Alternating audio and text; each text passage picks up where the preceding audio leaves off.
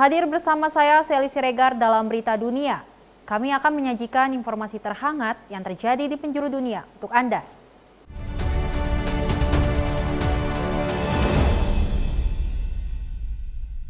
Langsung saja ke berita pertama, pemirsa. Wall Street akhirnya mengalami Santa Claus Rally pada akhir 2023.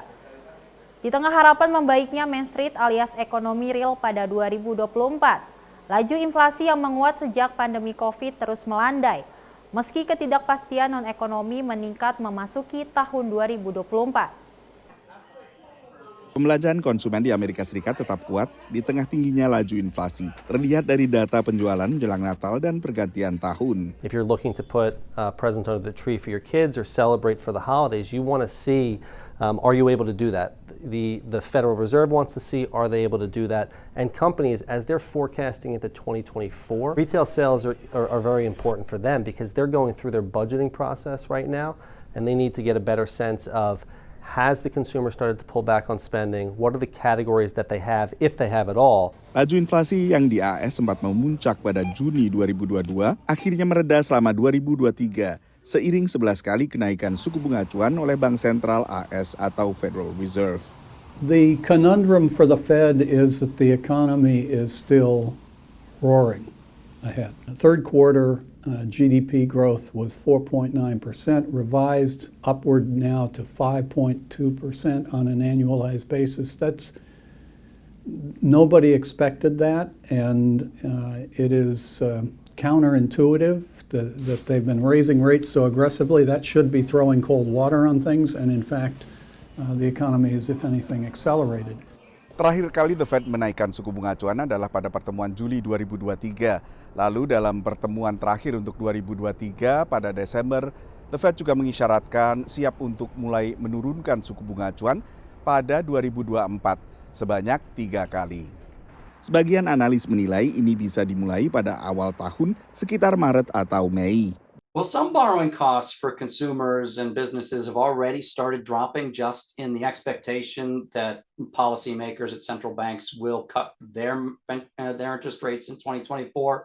Now, will they keep dropping at that rate? That's unlikely, but it's a pretty strong expectation that home loan costs, credit card costs, business loan costs are going to be lower in 2024 than they are right now. Meski demikian, sejumlah faktor non-ekonomi bisa mempengaruhi laju inflasi selanjutnya. This concern with inflation is a mask for a much broader set of concerns that really spill outside of the economy into the political realm, into the public debates going on over whether the war is how we should respond to the war in the Middle East, how we should respond to the war in Ukraine, how we should handle the China situation, and the political divisions in the country, and a very strange presidential election that seems to be looming. Dua calon terkuat dalam Pilpres AS 2024 adalah dua capres pada 2020 sebelumnya, Joe Biden dan Donald Trump,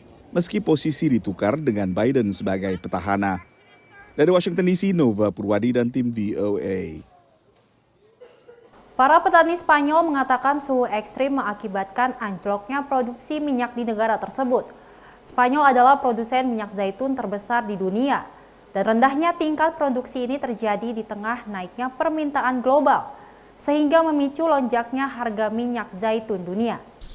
Ini kekeringan terburuk yang dialami para petani Spanyol sepanjang hidup mereka, ditambah gelombang panas mematikan dan kebakaran hutan di seluruh Eropa. Perubahan iklim mempengaruhi cuaca dan bukan dengan cara yang baik menurut para ilmuwan dan para pemimpin di seluruh dunia. And we saw the chaos and carnage of extreme weather from Slovenia to Bulgaria and right across our union.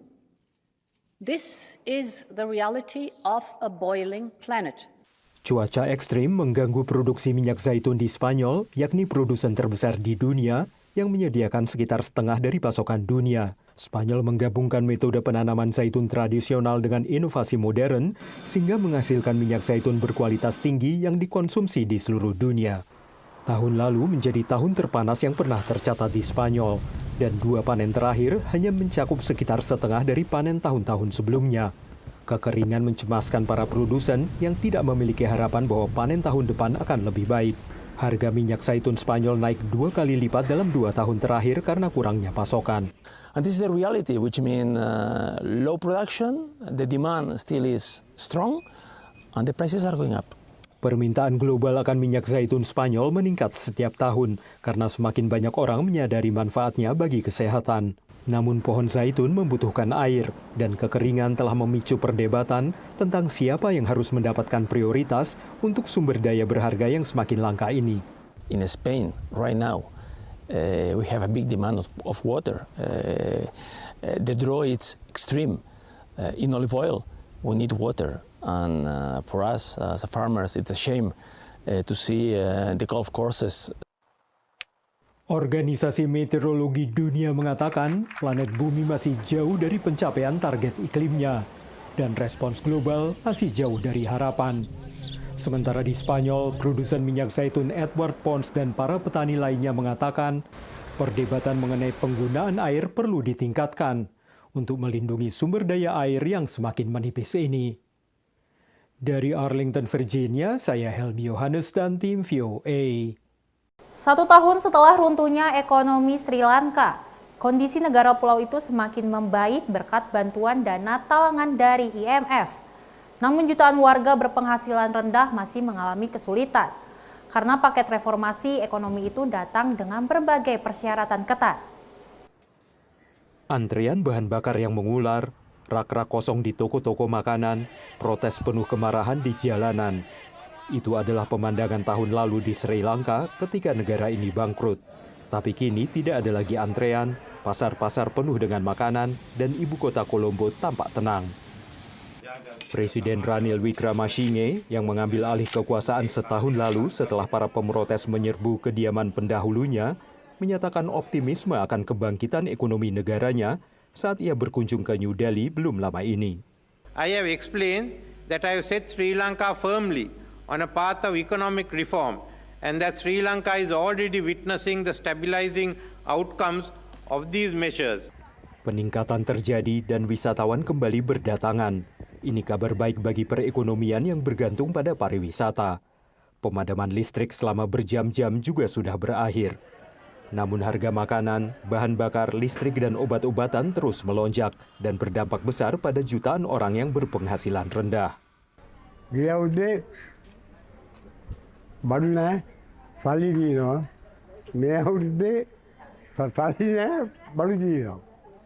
Menurut Program Pangan Dunia, 17% penduduk Sri Lanka atau hampir 4 juta orang masih menghadapi kerawanan pangan. Meski ini turun dari sekitar 25% tahun lalu, angka ini masih sangat besar. What we see now is the most vulnerable communities struggling and still facing hardships in getting 3 meals a day. So, on the socioeconomic front and the socioeconomic indices, it's indicative that still the crisis is far from over and it's a long path to recovery.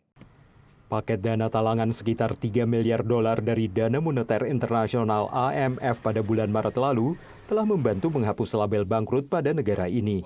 Namun paket ini datang dengan syarat-syarat sulit yang mengharuskan pengenaan pajak lebih tinggi dan pemangkasan tajam pengeluaran pemerintah serta program-program kesejahteraan. Banyak yang khawatir reformasi yang lebih ketat bisa memangkas lebih jauh pendapatan mereka.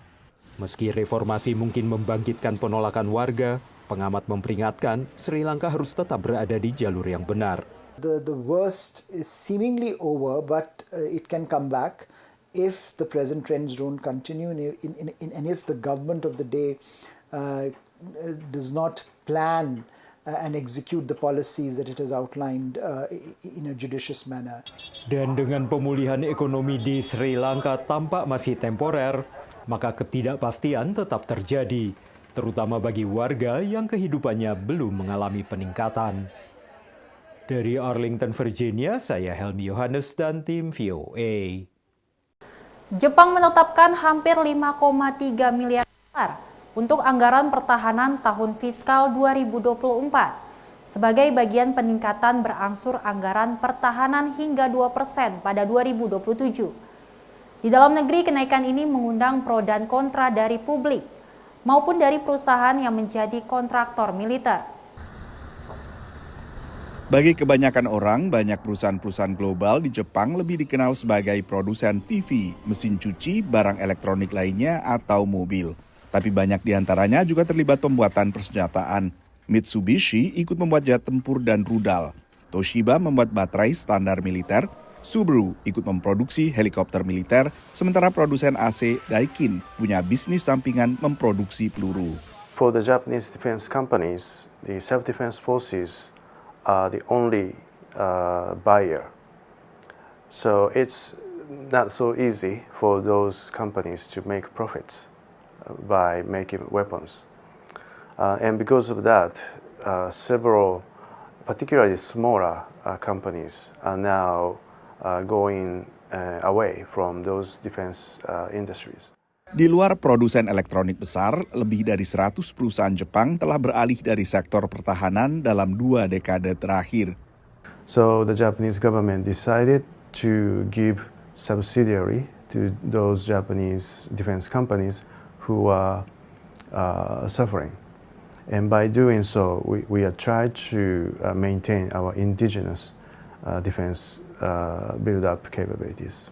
Menurut kantor berita Reuters, upaya pemerintah Jepang mendongkrak produksi militer dalam negeri belakangan menghadapi resistensi dari dunia usaha. Banyak yang tak ingin mereknya diidentikan dengan penjualan senjata oleh sebagian konsumen.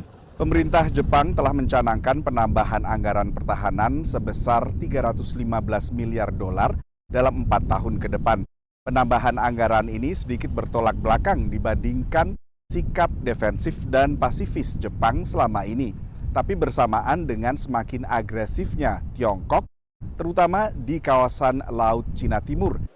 Pemerintah Jepang juga menggulirkan penyelarasan peralatan tempurnya dengan standar Amerika Serikat dan Eropa. Ini penting bagi sinergi kerjasama dengan AS, menurut seorang purnawirawan marinir yang dulu menjadi penghubung dengan militer Jepang.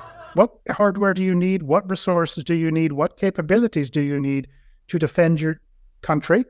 What do you need to fit in with the Americans to make this a real joint effort? So I don't know that thinking has been done.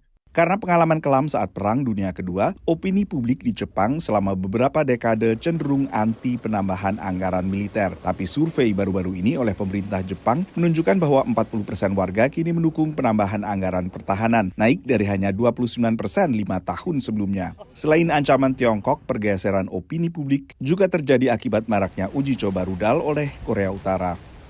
Dari Washington DC, Nova Purwadi dan tim VOA.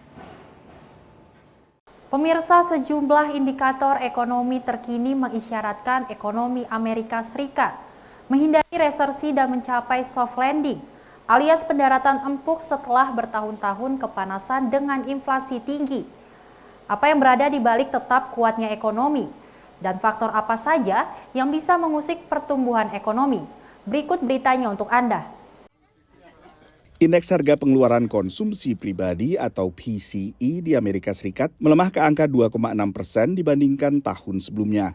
Pertama kali indikator laju inflasi ini berada di bawah angka 3% secara tahunan sejak Maret 2021. Inflation has been coming down precipitously during 2023 and is expected to fall further this year. The real economy has been growing at an above-trend pace. It will probably slow down a little bit, but it will be at the trend pace. So that's pretty much the definition of a soft landing for the U.S. economy. That's what Wall Street is expecting. That's what I'm expecting, but of course there are always risks. Jim Bullard dulunya adalah pejabat Bank Sentral AS atau Federal Reserve sebagai Presiden Bank Sentral St. Louis dari 2008 hingga 2023. Menurutnya, risiko lebih banyak datang dari gejolak geopolitik, termasuk konflik di Timur Tengah, apalagi bila meluas. Saat ini pun pemerintah AS hingga PBB mengkhawatirkan dampak serangan kelompok Houthi di Yaman terhadap kapal kargo di Laut Merah, yang dikhawatirkan bisa berimbas pada inflasi karena meningkatkan ongkos pengapalan. It could lead other actors around the world to choose to do nefarious things in various ways, so I think there's a lot of risk in that sense. Most of that would probably feed into commodity markets, and you would see risk there and volatility there in pricing. Acuan utama The Fed dalam penentuan suku bunga adalah PCE inti atau Core PCE tanpa menyertakan harga pangan dan energi yang memiliki volatilitas tinggi. Dan saat ini PCE inti berada pada 2,9%, semakin mendekati target Bank Sentral sebesar 2%. Satu lagi data makro yang menguatkan argumen bahwa Amerika Serikat telah mencapai soft landing atau pendaratan empuk adalah data seputar pertumbuhan produk domestik bruto yang pada kuartal keempat dan terakhir 2023 ternyata melebihi ekspektasi ke angka 3,3%. Penguatan dipicu oleh kuatnya pasar tenaga kerja dan belanja konsumen yang tetap bergairah. Fourth quarter GDP was quite surprising. It blew away Atlanta Fed GDP. Now it blew away most everyone's expectations. I think the question that remains is, can consumers keep going, right? So they did better in the third quarter. They did better in the second quarter. They've now done better in the fourth quarter. When are their savings going to run out? And is the labor market going to stay really strong? Dengan demikian, pertumbuhan produk domestik bruto AS sepanjang 2023 mencapai 2,5%. Dari Washington DC, Nova Purwadi dan tim VOA. Pelaksanaan pemilu di sejumlah negara sepanjang 2024 kembali diwarnai kekhawatiran penyebaran disinformasi dan perkembangan pesat teknologi melampaui regulasi atau pemantauan. Salah satunya adalah penggunaan teknologi kecerdasan buatan sebagai relawan virtual oleh tim sukses kandidat politik. Selain metode konvensional, kampanye politik mulai mendatangi langsung calon pemilih hingga menelpon dan merespons pertanyaan mereka. Dalam pemilu Amerika Serikat tahun 2024 ada metode baru untuk menjangkau calon pemilih. Hey there, I hope you're doing well. My name is Ashley, and I'm an artificial intelligence volunteer. Pengembang Ashley adalah Civex, sebuah perusahaan teknologi kecerdasan buatan atau AI bermarkas di Inggris. Before a number is called, there is a set of data that the campaign already knows about the person they're calling. Sometimes that can be as basic as a first name and last name, or sometimes it can be a lot more detailed than that. And based on that information, we are able to have conversations that are customized to the recipient, and that's done on the fly.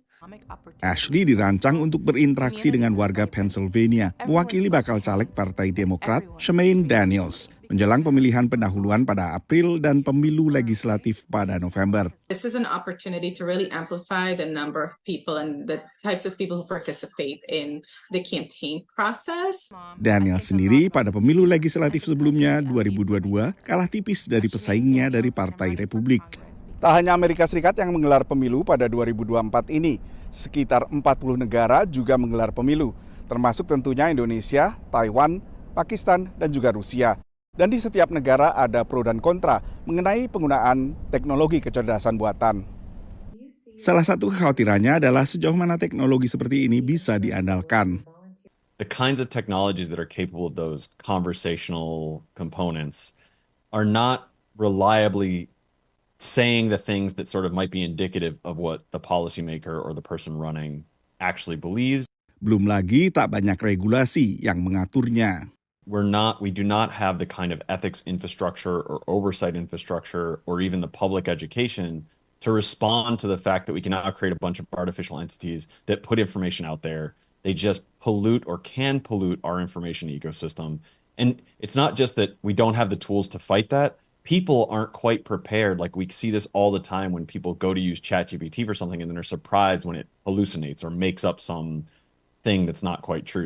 Peran AI juga disoroti dengan kekhawatiran soal maraknya disinformasi menggunakan teknologi deepfake alias video rekaan yang dibuat semirip video asli dan bisa menyesatkan calon pemilih.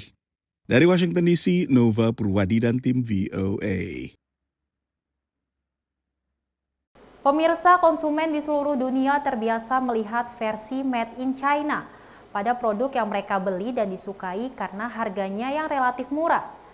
Namun bagi produsen lokal di Nigeria, barang impor Tiongkok menjadi ancaman karena bisa membawa pengangguran, kemiskinan, dan inflasi. Warga Nigeria, Chilafeth Okafor, meluncurkan Chilafeth Designs pada tahun 2019. Pengusaha ini membeli semua bahan baku untuk alas kakinya secara lokal. Terlepas dari kreativitas dan kualitas produksinya, Cilafet hanya bisa menjual sekitar 7 hingga 8 pasang sepatu per minggu. Ia menyalahkan membanjirnya produk impor dari Tiongkok sebagai penyebab ia kurang berhasil. When more imported ones are coming in, you see the locally made ones have little or no chance of even entering the market. Because why? Because the imported ones have already taken over the markets. Tiongkok adalah sumber impor terbesar Nigeria menurut Kedutaan Besar Tiongkok di Nigeria. Rak-rak toko penuh dengan barang-barang impor seperti elektronik, fashion, dan barang konsumsi lainnya dari Tiongkok. Barang murah Tiongkok seperti inilah yang dicari sejumlah warga. The quality of the China's products is high and the price is cheap. So based on my experience, I prefer China's product than Nigerian products. We always believe that whatever coming from other country should be better. Tapi tidak semua orang hanya mencari harga murah saat berbelanja. Warga Nigeria lainnya seperti Naomi lebih memilih produk buatan dalam negeri. I prefer made in Nigeria instead of China because Nigeria is our country. You understand? You know, if we in Nigeria, if we didn't patronize our own goods, then who will now come and patronize us? Konsumen lainnya mengatakan produk Nigeria lebih berkualitas. Most of the things they import from China, most of them is inferior because they are producing it just to export it. They are not making use of it in their country. I prefer made in Nigeria because if you make easy wear from a shoemaker shop, it will last longer than all these Chinese shoes we are wearing that you wash with soap and it will fade. A day job. I think we call it a day job because it's not good. Menurut analis pembangunan ekonomi ini, Afrika tidak bisa memberdayakan sektor manufakturnya untuk bersaing secara ekonomi dengan Tiongkok. That many African countries, especially Nigeria, do not have enough energy and power to power the manufacturing sector. You're going to have unemployment issues. You're going to have, poor production processes. You're going to have high cost of production. Menurut para pakar ekonomi, cara bagi Afrika untuk mengakhiri masalah ekonomi mulai dari pengangguran hingga inflasi adalah dengan mengonsumsi apa yang mereka hasilkan. Banyak ekonom juga mendesak pemerintahan di seluruh Afrika untuk memprioritaskan pengembangan teknologi dan infrastruktur guna meningkatkan produksi lokal. Dari Arlington, Virginia, saya Helmi Yohanes dan tim VOA. Demikian berita dunia kali ini, pemirsa. Tetap saksikan program Berita Dunia setiap Senin hingga Jumat pukul 7.30 dan 19.30 waktu Indonesia Barat hanya di Simpo TV. Saya Selis Regar dan kru yang bertugas pamit undur diri. Terima kasih dan sampai jumpa.